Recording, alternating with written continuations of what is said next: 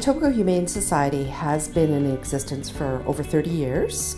We are based out of a approximately 5,000 square foot shelter facility in Etobicoke. Last year we found forever homes for about 270 cats and about 80 dogs, and in 2018 we are on track to do even better than that, to find homes for even more animals.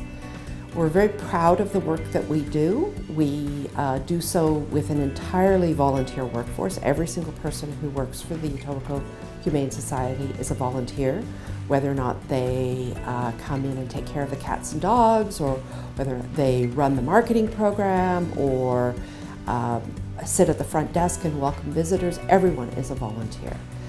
We also are 100% donation based. We don't get money from any government sources or any sort of standardized funding from other organizations. We work very hard to attract donations to help us operate the shelter. And the benefit of being 100% volunteer is that the vast majority of the donations that we receive actually go to the care and well-being of the animals that we serve. So I am a volunteer with EHS on the cat care side. I do a couple of things with the shelter. Primarily I'm a cat care volunteer, so that means I am in the shelter doing shifts to take care of the cats.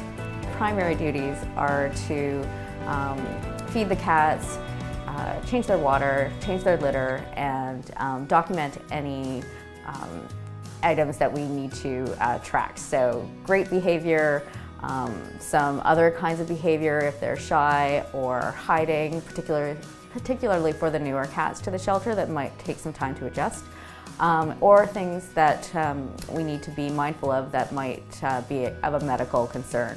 So, you know, if there are tear ducts or maybe scabs or something like that, or to monitor them after they've been spayed or neutered. And then after some of the maintenance tasks like doing the dishes and sweeping and so on are done, we get to socialize with the cats, which is a lot of fun.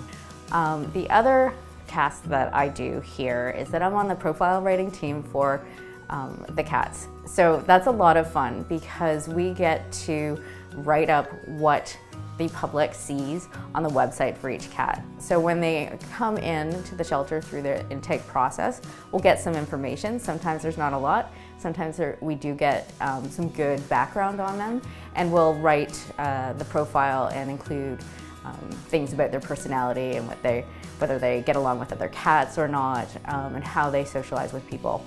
Hi, I was asked, why do I volunteer at EHS? First of all, I love all pets, but I'll tell you I have a deep affection for dogs. And EHS has a fundamental belief that all animals, cats and dogs, deserve a safe, long-term home to lead out the rest of their lives. In conjunction with that, one of our fundamental duties here at the shelter is to provide a safe environment, a clean environment, in a loving way that we can prepare those dogs to find their forever home, as we like to say here. For me, it's been exciting, it's been rewarding, and to be part of this process.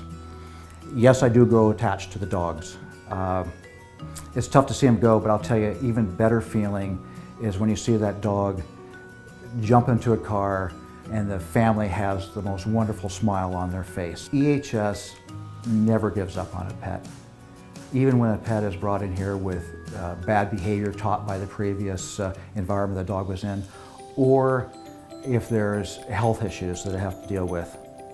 And going back to that premise that every dog deserves a forever home, I have seen cases where EHS has worked with a pet, and specifically dogs, for well over a year until they found that perfect match, that perfect forever home for the dog. I want to thank EHS for giving this opportunity to volunteer and be a part of their organization.